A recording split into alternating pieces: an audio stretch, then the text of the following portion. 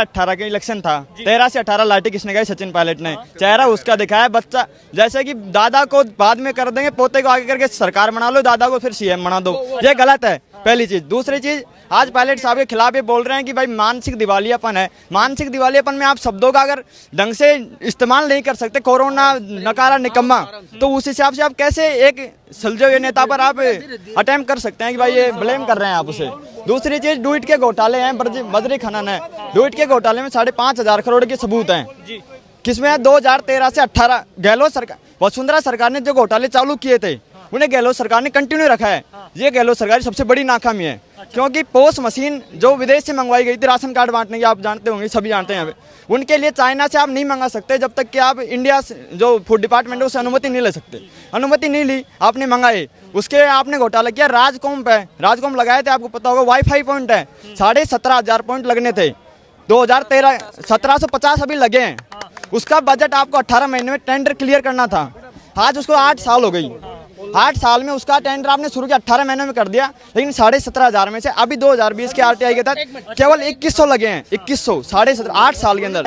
ये घोटाला नहीं है। अभी पायलट साहब बोल रहे खान घोटाला, हर गलती कीमत मांगती है। गहलोत साहब बोलते हैं हर गलती कीमत मांग, 1998 में बोला था मैंने। लेकिन अब वो खुद के परिप्रेक्ष्य में नहीं, उसे नहीं ले पाते हैं। अनुशासन नीति 25 सितंबर को नहीं थी, पायलट साहब मानेसर गए थे, उन्होंने बोला मैं गहलोत को हटाना चाहता था, बोल दिया। और क्या नाम है आपका? मेरा नाम सचिन है। कितनी उम्र है आपकी? मेरी उम्र अभी 18 हो जाए, फर्स्ट टाइम वोटर। 18 साल का ये सचिन है, सचिन पायलट की रैली में आया। इसकी बात जो है वो बहुत जबरदस्त है और तथ्यों के साथ इनने बात रखी है। बहुत अच्छा इन्होंने बात करी है, इनसे बातचीत करते हैं। क्या नाम है आपका? मुस्कान गुर्जर। मुस्कान गुर्जर, यहीं से ही हैं, दौसा से, बाहर से आए हैं? बाहर से, धौलपुर से। धौलपुर से आए हैं। कैसे देखते हैं कि कहा जा रहा है कि गुर्जर समाज ही केवल सचिन पायलट के साथ है, उसके अलावा तो कोई साथ ही नहीं खड़ा हो रहा, तो कैसे सीएम बनेंगे?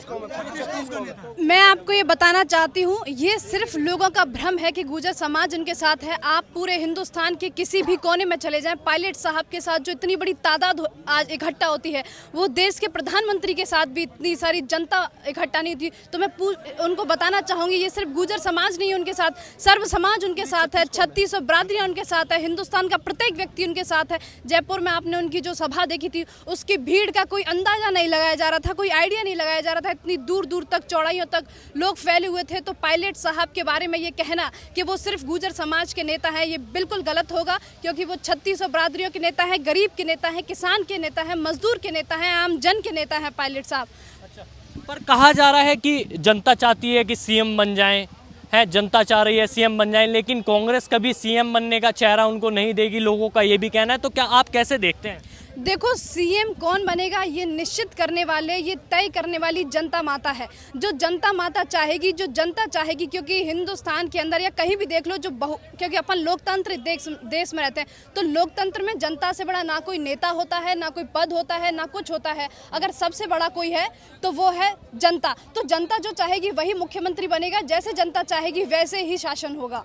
अच्छा, आप तो युवा हैं, युवा के बीच में कहा जाता है कि युवा बहुत ज़्यादा सचिन पायलट से प्रभावित होता है, तो ऐसा क्या कारण है, क्यों मतलब उनसे इतना प्रभावित हो चुके हैं युवा? देखो, युवा तो सचिन पायलट जी से प्रभावित होते ही हैं, लेकिन उसके साथ साथ जो गरीब है, किसान है, जिनकी आवाज़ को कोई सुनने का काम नहीं कर रहा है, वो प्रत्येक व्यक्ति सचिन पायलट जी से प्रभावित होता है। और युवा इसलिए प्रभावित है सचिन पायलट जी से क्योंकि आपने 2 दिन पहले देखा कि किस तरह से राजस्थान के अंदर हमारे छात्रों के साथ अन्याय हुआ, अत्याचार हुआ उनके साथ, उनके पेपर लीक करवा दिए गए। तो पूरे राजस्थान के अंदर इतने सारे नेता थे, पूरे हिंदुस्तान के अंदर इतने सारे नेता थे, लेकिन कोई भी घर से बाहर नहीं निकला पायलट साहब को छोड़ करके। तो ये हम छात्रों के लिए, हम युवाओं के लिए बड़े गर्व की बात है, बड़े खुश नसीब समझते हैं कि हमारे पास एक मसीहा है, आवाज़ को सुनने वाला व्यक्ति है, जो हम सबकी आवाज़ को सुनने का काम कर रहे हैं। तो इसलिए युवा उनसे ज़्यादा प्रभावित रहते हैं। क्या लगता है सचिन पायलट को कोई नया निर्णय लेना चाहिए, अपनी पार्टी बना लेनी चाहिए, या बीजेपी में चले जाना चाहिए, या कांग्रेस में ही रहे सीएम बने? देखो, नई पार्टी बना लेने से या बीजेपी में चले जाने से या कांग्रेस में रहने से इन सारी चीज़ों से कोई फ़र्क नहीं पड़ता है। अगर फ़र्क पड़ता है तो सिर्फ और सिर्फ एक चीज़ से पड़ता है,